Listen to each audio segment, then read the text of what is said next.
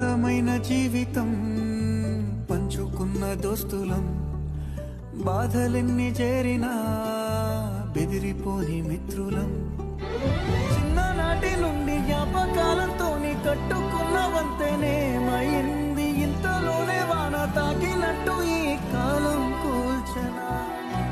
మనకు మధ్య దాచుకున్న మాటలంటూ లే